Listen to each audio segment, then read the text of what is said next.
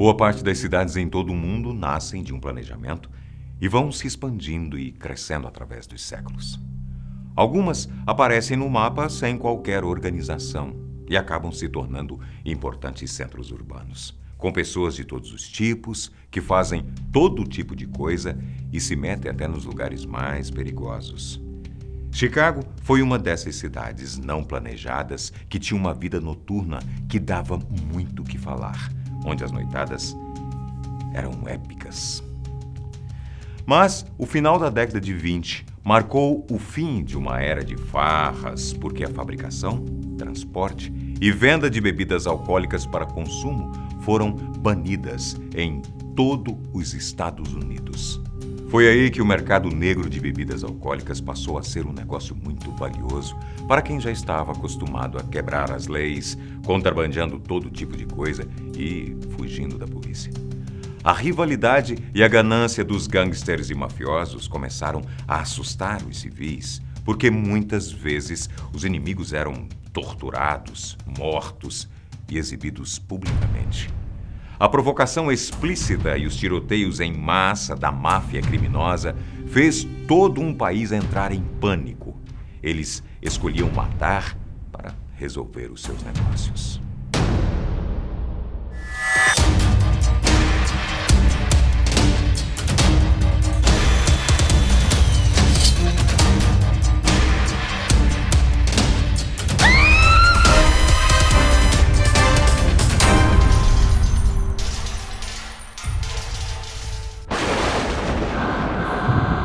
Os crimes da máfia e de Al Capone. O caso do massacre do dia de São Valentim. Chicago, 14 de fevereiro de 1929. Vítimas, 7 pessoas. Todas metralhadas pelas costas. Capone foi um italiano que gostava de resolver os seus negócios à moda clássica dos mafiosos, mas com um toque de charme.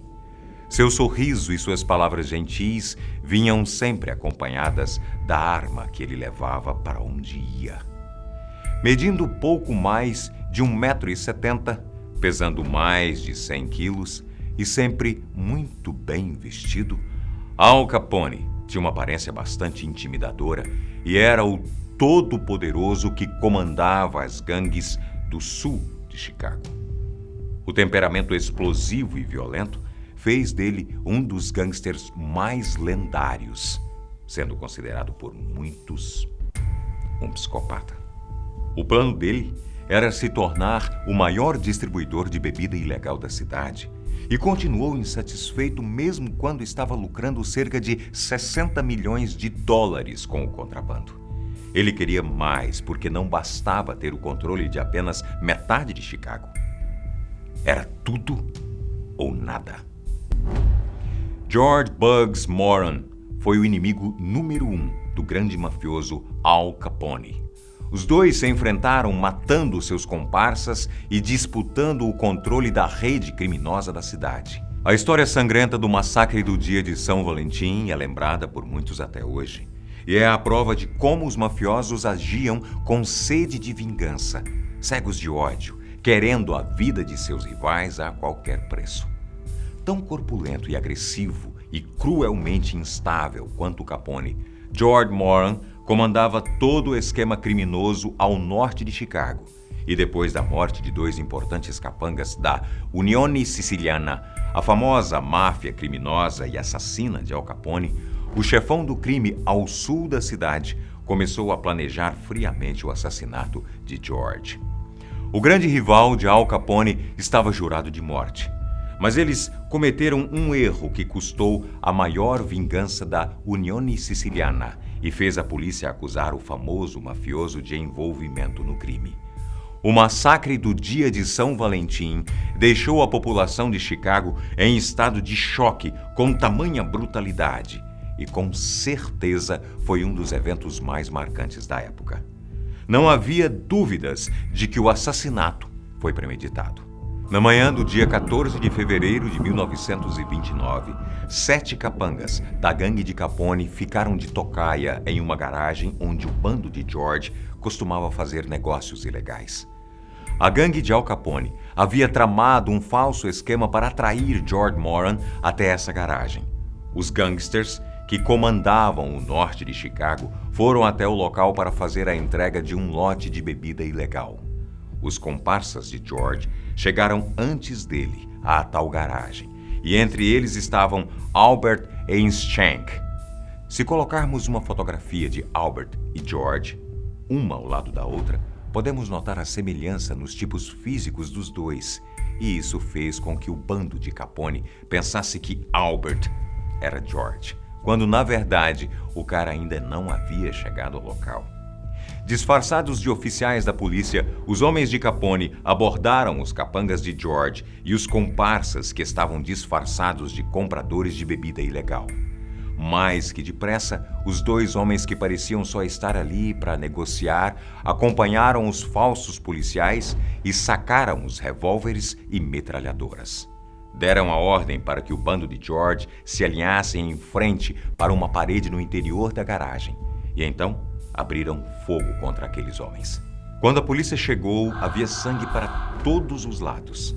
A parede onde os homens ficaram de pé estava completamente suja pelas manchas de sangue e marcas de tiros. A investigação da polícia mostrou que os criminosos andaram entre os 7 corpos caídos e empilhados no chão para garantir que todos estavam mortos. 2 das vítimas, John May e James Clark, ainda estavam vivas, mas acabaram alvejados por uma rodada extra de tiros. Para disfarçar e fugir do lugar sem levantar nenhuma suspeita nas testemunhas, os comparsas de Capone, vestidos de policiais, levaram os outros 2 algemados, como se estivesse escoltando aqueles homens para a prisão. Quando a polícia real chegou ao local, os criminosos já haviam sumido de vista. Frank Gusenberg estava praticamente morto quando foi encontrado. E para não delatar e arriscar os esquemas criminosos do seu grupo, negou que alguém tivesse atirado neles. Estava claro que se tratava de mais um crime da máfia. Afinal, que outra razão um homem com 14 ferimentos de bala no corpo teria para negar um tiroteio como aquele? A vingança de Al Capone teria se cumprido se George Moran não tivesse se atrasado ao sair de seu apartamento em Parkway Hotel. Mas a matança serviu para passar a mensagem de que o bando de Capone queria tomar conta do crime em Chicago a qualquer custo.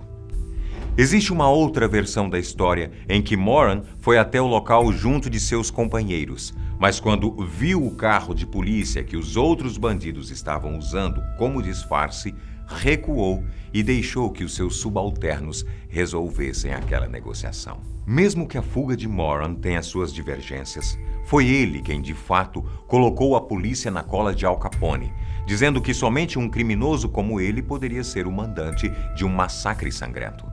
Disse que era daquela maneira que o mafioso costumava matar, mas nenhuma declaração foi suficiente para incriminar o grupo que comandava o contrabando ao sul de Chicago. O caso do massacre do dia de São Valentim permanece sem solução até hoje. O caso do Jantar dos Mortos. Chicago, 7 de maio de 1929. Vítimas, 2 pessoas. Espancadas até a morte com um taco de beisebol.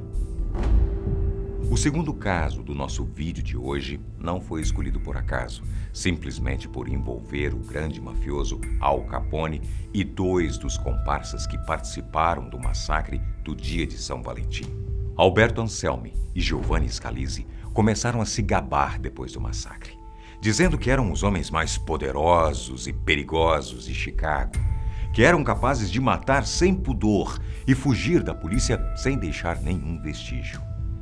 Se fosse esse mesmo o caso, talvez tenha sido por falta de discrição que esse status não durou muito tempo.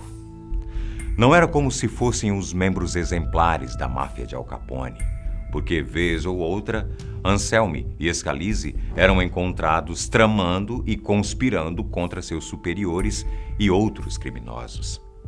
Quando os rumores e boatos de deslealdade começaram a chegar até Capone, ele resolveu testar seus 2 comparsas e ver até onde iriam. Al Capone, com a ajuda de seus comparsas de confiança, forjou um acerto de contas com um senhor chamado Frank Rio, quem deveria ser supostamente agredido. Como Anselmi e Scalise estavam empenhados em destruir o poderoso chefe da máfia italiana, recrutaram Frank Rio para fazer parte do seu grupo conspirador. Essa foi a prova que Capone precisava para orquestrar uma sessão de tortura. No dia 7 de maio de 1929, o chefe da máfia convidou os 2 homens e um outro traidor conhecido como Giuseppe Haptold Giunta para uma falsa cerimônia em sua homenagem. A festa aconteceria num cassino em Raymond, no estado de Indiana, e até um banquete suntuoso foi servido em uma sala privada do lugar. Capone estava feito uma aranha mortal armando o bote, em uma mistura de fúria e prazer em ver seus inimigos caindo em sua teia de armações e vingança. Aproveitando o momento de vulnerabilidade dos comparsas, Capone se levantou da mesa não para propor um brinde, mas sim balançando ameaçadoramente um taco de beisebol que tinha 2 vezes o tamanho de seu braço. Tão dramático quanto a cena de um filme, Capone revelou aos traidores que estava a par de toda a situação e sabia absolutamente de tudo. Ordenou que seus homens amarrassem Scalise, Anselmi e Giunta nas cadeiras em que estavam e que a sessão de tortura e pancadas começasse. Anselmi foi o primeiro deles a ser violentamente espancado com golpes nos braços, na cabeça e nos ombros. Quando Scalise viu a violência com que Capone acertou Anselmi, começou a implorar por sua vida como nunca antes.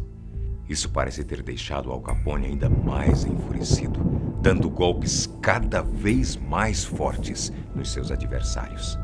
Giunta foi espancado por último, e quando os 3 homens estavam praticamente sem vida, foram jogados no chão e então baleados na cabeça com um revólver calibre 45.